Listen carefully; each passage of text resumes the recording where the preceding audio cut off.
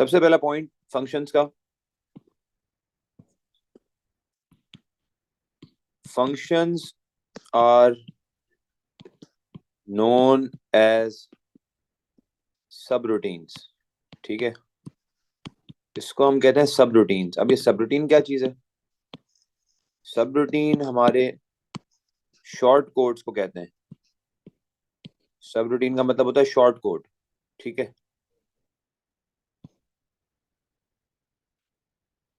They are used to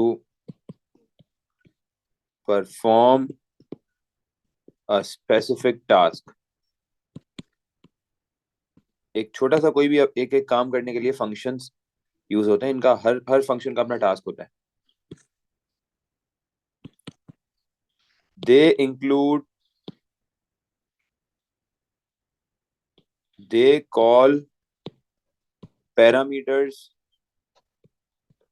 in their header. अब ये parameter क्या होता है?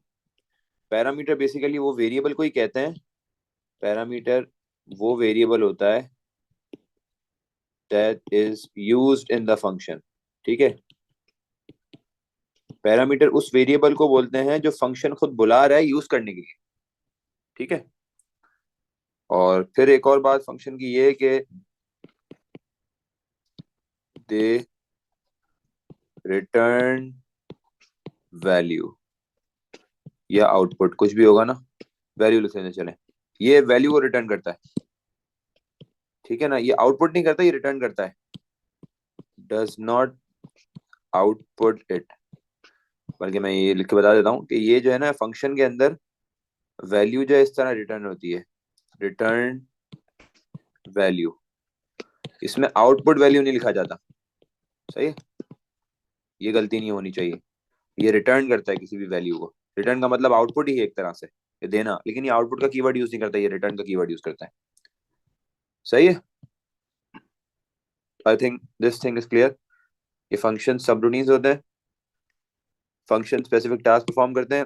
फंक्शन के अंदर पैरामीटर्स होते हैं जिनको वेरिएबल्स ही कहते हैं, जो फंक्शन के अंदर यूज होते हैं। Function is divided into two categories. पहली, जिसको हम कहते हैं built in function, built in function. और जो दूसरी है उसको हम कहते हैं यूजर डिफाइंड फंक्शन।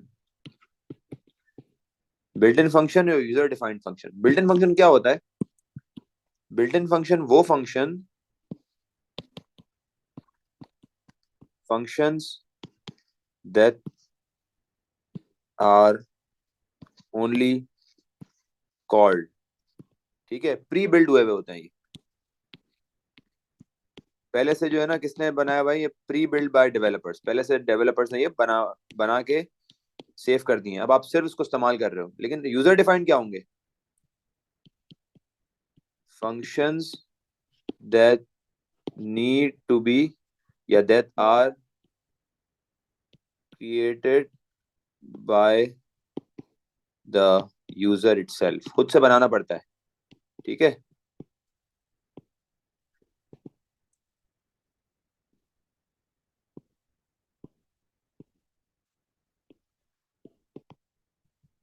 और एग्जाम्पल में आपको मैं बिल्ट इन फंक्शंस की बताता हूँ। कुछ एग्जाम्पल दिए हुए हम करेंगे आगे सारे ना। बिल्ट इन फंक्शंस में हम लेंथ का फंक्शन यूज करेंगे, और इसके अलावा लेफ्ट का फंक्शन है, मिड का फंक्शन है, राइट का फंक्शन है, मॉड का फंक्शन है। ये सारे अभी हम करेंगे आगे।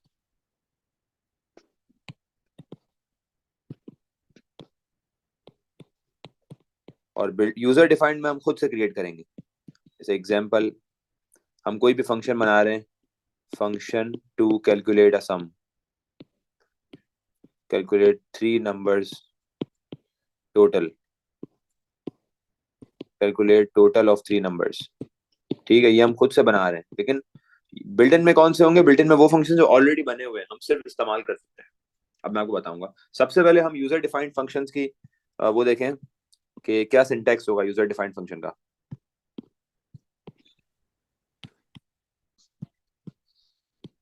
यूजर डिफाइंड फंक्शन अभी हम कर रहे हैं पहले। ठीक है, और इसका सबसे पहले भाई सिंटैक्स देख लो आप लोग कि यूजर डिफाइंड फंक्शन का क्या सिंटैक्स है। तो भाई फंक्शन का हेडर किस तरह बनाते हैं, फंक्शन के हेडर का मतलब पहली लाइन देखो इस तरह बनाते हैं। हम लिखते हैं फंक्शन, हमने लिखा फंक्शन। फंक्शन लिखने के बाद आपने फंक्शन का नाम देना है। फॉर एग्जाम्पल कोई भी नाम हो सकता है, हमने नेम ले लिया, अभी नेम लिख दिया, फंक्शन का कीवर्ड लिखा, नेम लिखा, फंक्शन का नाम लिख दिया, ब्रैकेट खुलेगा और वेरिएबल आएगा इधर, मतलब पैरामीटर आएगा। ठीक है, पैरामीटर जो भी कॉल हो रहा है, फॉर एग्जांपल पैरामीटर कॉल हो रहा है एक्स, फिर कॉलन आएगा और इसके बाद उसकी डेटा टाइप आएगी। तो मैं एक काम करता हूँ, यहाँ लिख देता हूँ पैरामीटर, जो भी पैरामीटर कॉल होगा, और मैं इसके ऊपर लिख देता हूँ any variable that is called by the function, colon, और उसकी डेटा टाइप आएगी यहाँ पे। और डेटा टाइप भी क्या होगी, वही डेटा टाइप जो इसकी है। फिर आगे क्या आएगा, आगे आप लिखोगे रिटर्न्स, और रिटर्न्स के बाद डेटा टाइप आएगी फंक्शन की। सही है, आखिरी में भी डेटा टाइप आएगी। वो डेटा टाइप किसकी होगी, अब आप लोग तो सोच रहे होगे कि बीच में डेटा टाइप, तो भाई ये जो बीच में डेटा टाइप आई ना पैरामीटर के साथ, वो उस पैरामीटर की डेटा टाइप है। और जो लास्ट में आएगी ना वो फंक्शन की डेटा टाइप होगी। ये जो डेटा टाइप है ना ये होगी फंक्शन की। ठीक है, ये डेटा टाइप है ऑफ फंक्शन। कि फंक्शन क्या रिटर्न कराना चाह रहा है, क्या फंक्शन इंटीजर रिटर्न करवाना चाह रहा है, तो डेटा टाइप क्या होगी, इंटीजर। क्या फंक्शन कोई वैल्यू, कोई अल्फाबेटिक वैल्यू आउटपुट करना चाह रहा है, सिंगल कैरेक्टर, तो डेटा टाइप क्या होगी, चार। इस तरीके से, ठीक है। और फिर उसके अंदर आपने जो भी काम करवाना है आप काम करवाओगे फंक्शन में। बंद किस तरह होगा, एंड फंक्शन। फर्स्ट जो लाइन लिखी हुई है ना इसको हम फंक्शन हेडर कहते हैं। ठीक है, ये फर्स्ट पूरी लाइन है ना, इसको हम क्या कहते हैं, फंक्शन का हेडर। क्रिएट अ फंक्शन, और फंक्शन का नाम है एरिया। सही है, हमारा एक फंक्शन बनाना है, फंक्शन का नाम है एरिया, विच टेक्स। अच्छा, मैंने अभी आपको ना फंक्शन का कॉल करने का तरीका नहीं सिखाया। कॉल करने के लिए क्या करते हैं हम, अभी मैं आपको कॉल भी करवाना सिखाऊंगा। ये तो हमने बना लिया ना, बनाने के बाद इस्तेमाल कैसे करेंगे वो हम नीचे क्वेश्चन में हम सीखेंगे। Create a function area which takes length and breath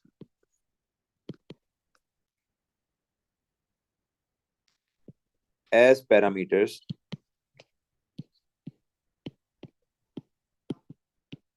ठीक है, it calculates area of rectangle and is called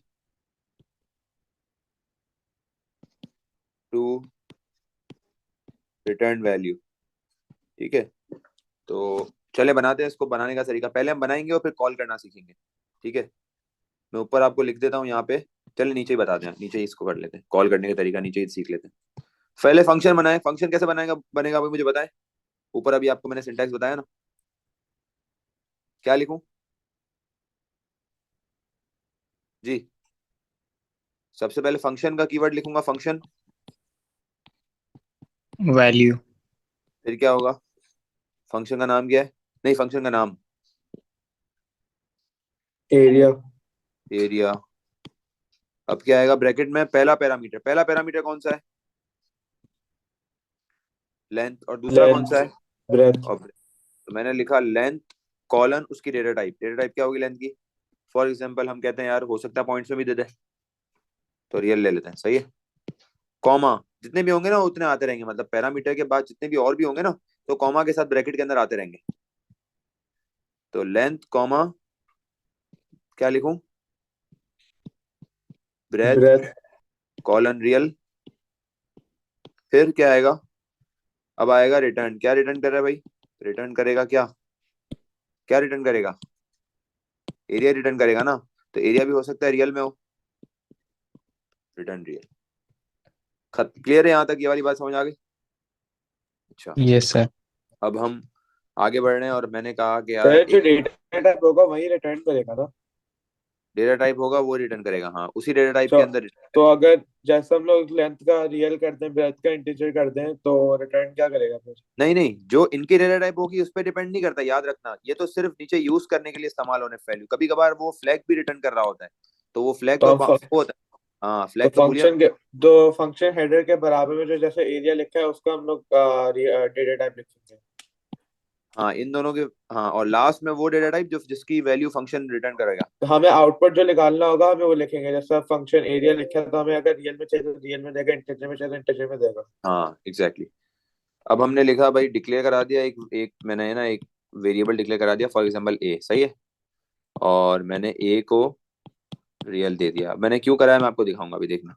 अब मैं फंक्शन के अंदर मेरी लेंथ और ब्रेथ आ गई है वेरिएबल की तरह, तो मैं ए में कैलकुलेट कर लेता हूँ एरिया। एरिया कैलकुलेट करने के लिए क्या करते हैं हम, एरिया इज इक्वल टू, मैंने बोला A is equal to length multiply by breadth, हो सकता है ना ऐसे,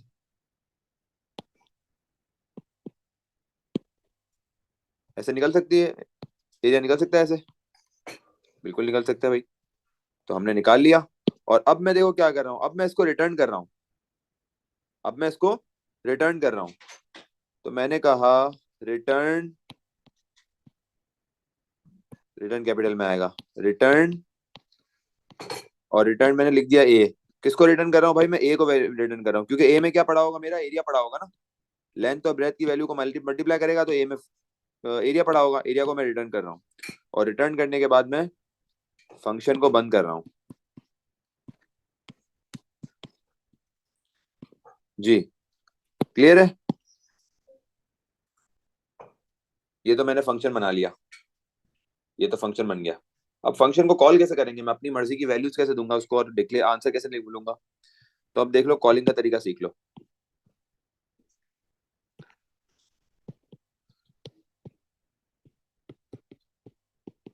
ये तो क्रिएट किया फंक्शन को, अब कॉल कैसे करेंगे, अच्छा मैं इसको आराम से नीचे ले आता हूँ, और क्रिएट करने के लिए भी हम यहाँ पे एक बना देते हैं, चले यहाँ लिख देता हूँ, क्रिएटिंग अ फंक्शन, ठीक है। अब कॉलिंग कर रहे हैं, कॉलिंग किस तरह करेंगे,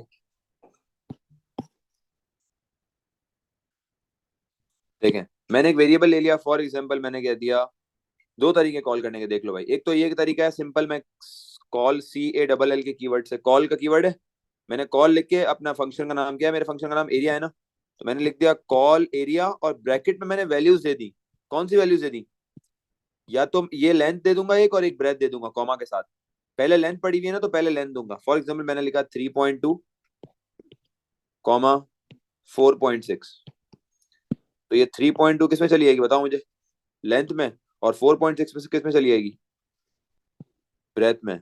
तो यहाँ पर एरिया में 3.2 मल्टीप्लाई बाय 4.6 मल्टीप्लाई कराएगा, आंसर जो आएगा उसको क्या कर देगा, ये रिटर्न कर देगा नीचे, इसका वैल्यू उसकी आउटपुट दे देगा।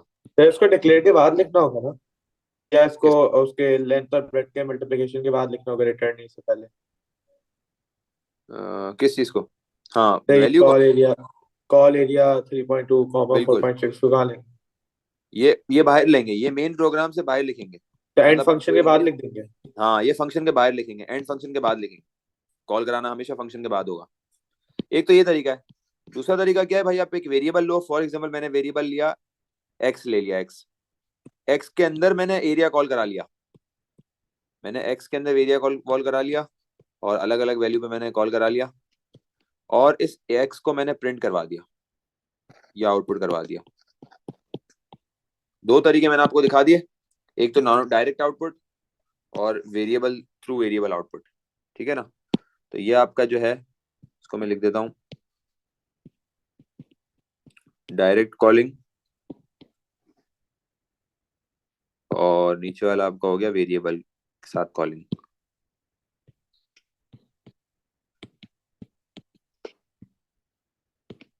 ठीक है। तो ये तरीके हैं फंक्शन को बनाने का और फिर फंक्शन को कॉल करने का, सही है। ये हमने सीखा कि भाई किस तरीके से बनेगा बनेगा, और जो है किस तरीके से हम उसको कॉल करेंगे। कॉल करने के लिए भी आपको जो है ऑलरेडी आपका फंक्शन बना हुआ होना चाहिए, अगर आप कॉल कर रहे हो ना, तो आपका फंक्शन ऑलरेडी पहले से बना हुआ होना चाहिए।